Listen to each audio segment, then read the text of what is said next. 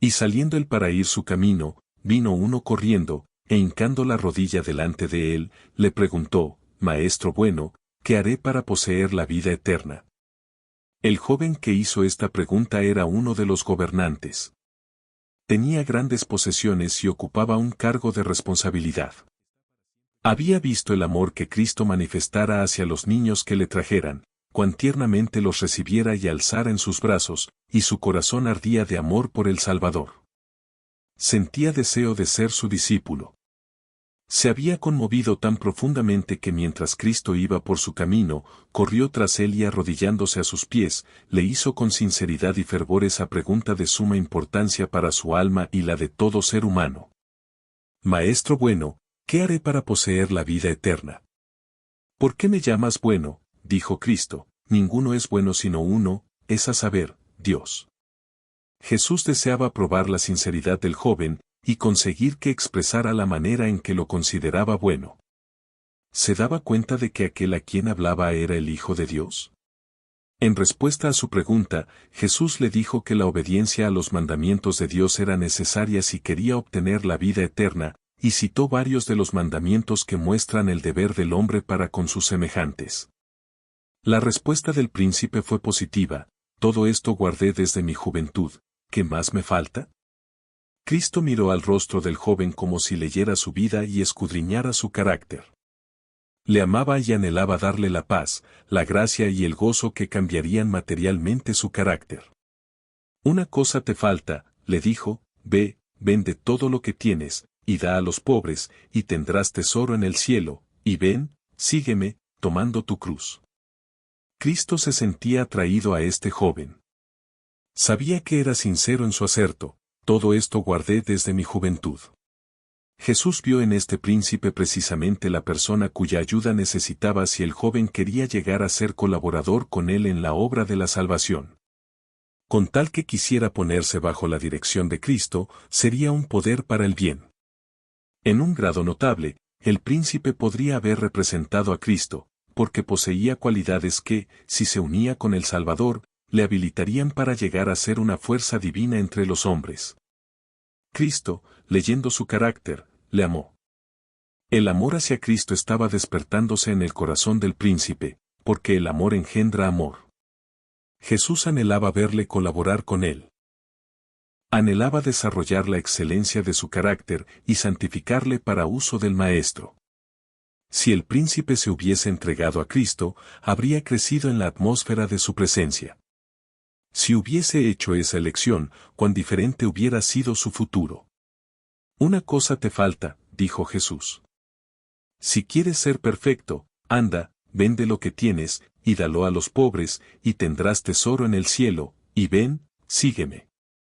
Cristo leyó el corazón del príncipe. Una sola cosa le faltaba, pero esta era un principio vital. Necesitaba el amor de Dios en el alma.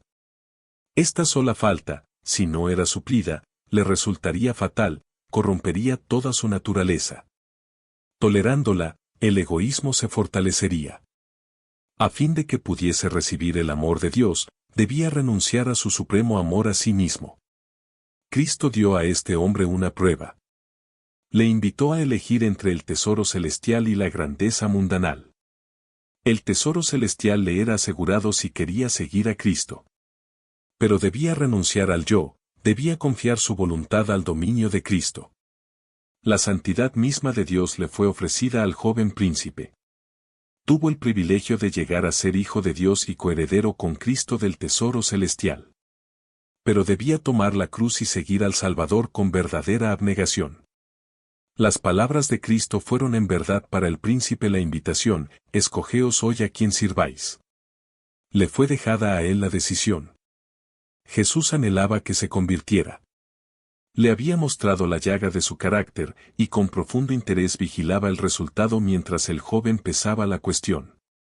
Si decidía seguir a Cristo, debía obedecer sus palabras en todo.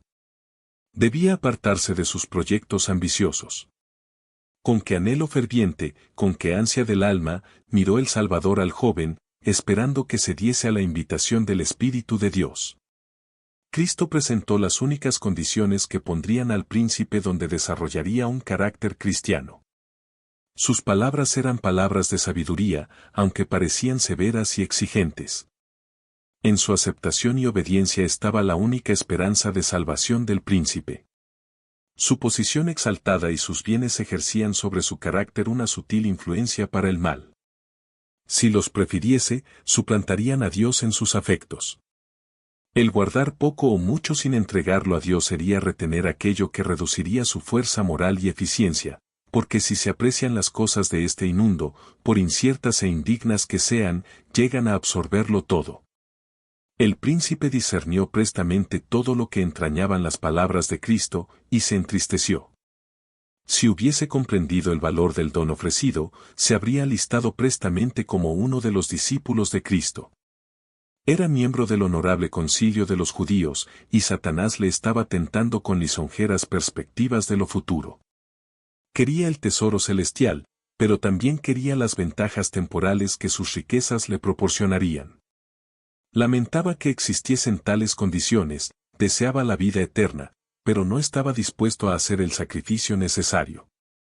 El costo de la vida eterna le parecía demasiado grande, y se fue triste porque tenía muchas posesiones. Su aserto de que había guardado la ley de Dios era falso. Demostró que las riquezas eran su ídolo.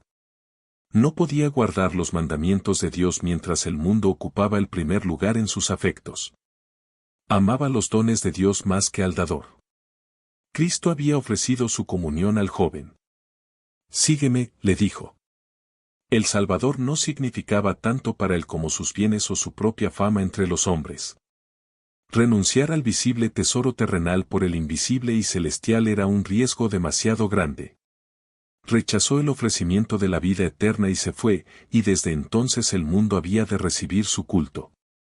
Millares están pasando por esta prueba y pesan a Cristo contra el mundo, y muchos eligen el mundo. Como el joven príncipe, se apartan del Salvador diciendo en su corazón, no quiero que este hombre me dirija. Se nos presenta el trato de Cristo con el joven como una lección objetiva. Dios nos dio la regla de conducta que debe seguir cada uno de sus siervos. Es la obediencia a su ley, no solo una obediencia legal, sino una obediencia que penetra en la vida y se ejemplifica en el carácter. Dios fijó su propia norma de carácter para todos los que quieren llegar a ser súbditos de su reino. Únicamente aquellos que lleguen a ser colaboradores con Cristo, únicamente aquellos que digan, Señor, todo lo que tengo y soy te pertenece, serán reconocidos como hijos e hijas de Dios. Todos deben considerar lo que significa desear el cielo, y sin embargo apartarse de él por causa de las condiciones impuestas. Pensemos en lo que significa decir no a Cristo. El príncipe dijo, no, yo no puedo darte todo. ¿Decimos nosotros lo mismo?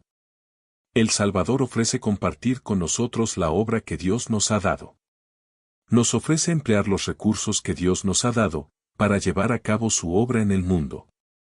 Únicamente así puede salvarnos.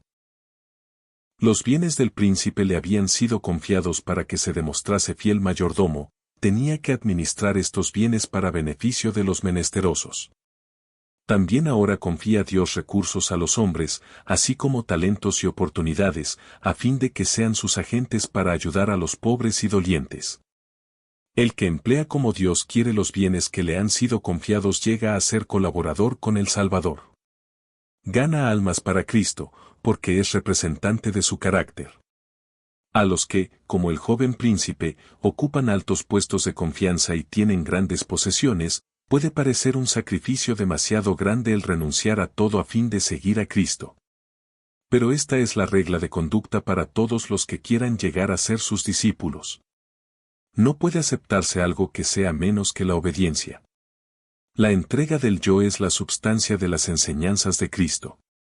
Con frecuencia es presentada y ordenada en un lenguaje que parece autoritario porque no hay otra manera de salvar al hombre que separándolo de aquellas cosas que, si las conservase, desmoralizarían todo el ser. Cuando los discípulos de Cristo devuelven lo suyo al Señor, acumulan tesoros que se les darán cuando oigan las palabras, bien, buen siervo y fiel, entra en el gozo de tu Señor. El cual, habiéndole sido propuesto gozo, sufrió la cruz, menospreciando la vergüenza, y sentóse a la diestra del trono de Dios. El gozo de ver almas redimidas, almas eternamente salvadas, es la recompensa de todos aquellos que ponen los pies en las pisadas de aquel que dijo, sígueme.